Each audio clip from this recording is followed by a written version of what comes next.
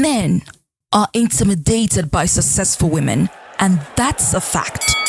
Why do you think men are intimidated by successful women? Because they can do all that which you boast around with, which makes you feel all powerful. You're the provider, you are the protector, you are this, you are that. Honey, it's because the woman can do that by herself when she is successful. And you do not want that. You do not want that. Why? Because your ego is so fragile, so huge, yet so fragile, that you get to be bruised easily. And because of it, you wouldn't want a woman to have the same power you have. So when the woman is successful, oh no, it's a no-go area. And that's why you have the misconception that all successful women, oh, they're so arrogant, they are so stuck up. That's why you guys are filled with this misconception. But you forget that you love to be needed, honey. You love it when you're able to be the Lord and Master, when you can provide financially, when you can protect. Oh, no, let me take care of this for you because you're the Odogu. I'm not saying you cannot be the Odogu, but the thing there is, this is what you live for.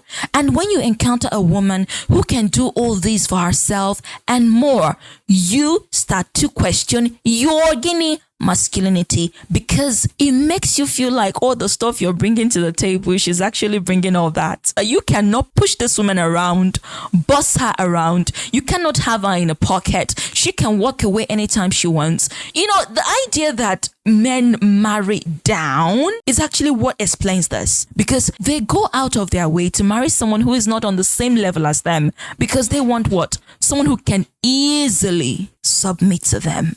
And there you have it, submission. That thing that they want so much from their woman, and they actually want to give the woman no choice. So that's why they don't level the playing ground. Now, she said something about men wanting to marry someone they can control, want to be with someone they can control. Yeah, what's wrong with that? Huh? So if I am your protector, if I am your provider, if I am your all and all, because that's what women are looking for, right? When they're seeking for a mate, they are looking for someone who's going to protect them, someone who's going to take care of them, someone who's going to do every damn thing for her. So now, okay, let's talk about hypergamy, the act of marrying up to improve your social, economic, and financial status. I hear you. That is something that women have mastered the craft of doing. It's the women's sport. So women marry up while men marry down. It's a natural phenomenon. It's a scientific fact that women, in seeking a mate, want a man who is better than her. She wants a man who can do things for her. She would never go for a man who is less than her. She would never go for a man who is just like her. When you look at relationships, what is choices, wrong with that? Nothing is wrong with Touché. that. Yep. Look at relationship choices that women make. Do you have a car? Do you have a job? There's this song, No Romance with No Finance. Aye. So men already know this.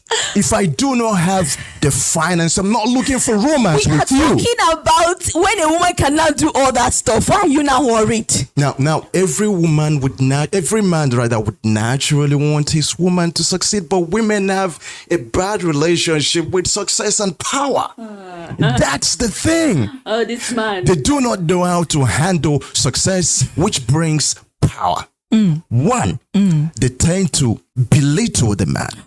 They tend to humiliate the man. Is that what men do when they have the money? Now, men already have a history of leadership. They have experience with how to handle power. So it means nothing to a man that he's the leader.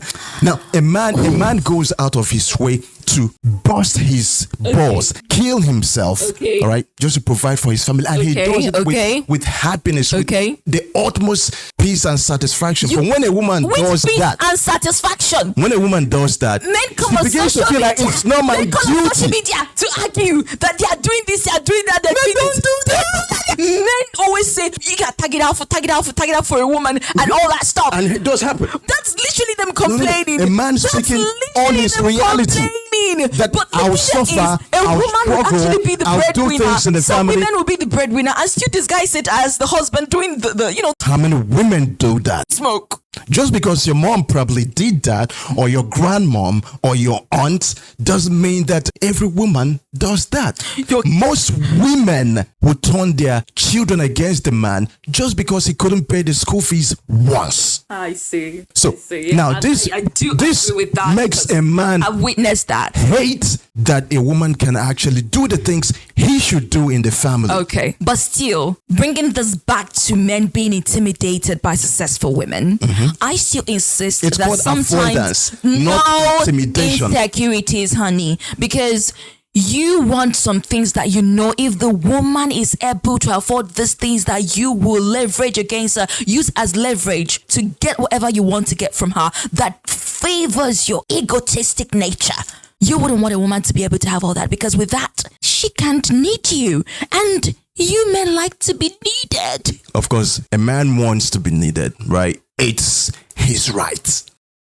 If you don't need me, then what's the point? Now, look, right? A woman has to just be pretty, sit down, and shut the heck up. Okay. Don't kill me. So now the thing is, right? Men sometimes are intimidated by successful women. Right? Women are mysterious enough without having success and power to complicate the situation. Men, all we have going for us is big muscles, and women are, I'm not forcing you to say they're this, special. though. They're special, but they can be a lot. They can be a handful, and most of them do not know how to handle power. When a woman is powerful, submission goes out the window, right? And no man wants that in his life. You have to understand that. Okay. So in order to avoid being trapped in a situation where you have to deal with all of the baggage of having to handle a woman who is powerful, not all women who are powerful are successful are bad. Okay. So we have to put that out there. But the thing is, most women, 80% of them do not know how to handle power. They disrespect their husbands. There's this story of a woman who runs a restaurant, right? And her husband lost his job and was coming around to the restaurant to help out. And because she's now seeing herself as the breadwinner, as doing all, paying the rent, the bills and everything, she begins to disrespect the husband. And she's like, can't you see that we have customers? Go and wash the dishes. And it's not like washing the dishes is bad, but it's the way it is said, belittling the man in front of customers. I get that. And that is something no man can tolerate. So to avoid that happening, and you know that women will always want to go for the man who can provide, the man who has more than she does. A man who cannot fit into that picture will want to skittle away. Run for your life. So that's brother. intimidation. It's not there. intimidation, it's self-preservation. Whatever you call it, self-preservation, intimidation, it is the same thing. They are scared of successful women. Now, to cap it all up, if you're a man and you are intimidated by a successful woman, what are you thinking? You don't want the woman to do what you've been doing to the woman to you? You probably are looking for a woman you can put in your pocket. You're probably looking for the woman that you subjugate, walk all over, louder, belittle, because now you're taking my that is what power does. Absolute power does what corrupts. Let me not get excited. Absolutely. So let me just. Yeah, we get intimidated because we do not want to be at the receiving end of what we dish out. And that's how you do it. What do you think? This is Besty and Smoke podcast. Talking the BS.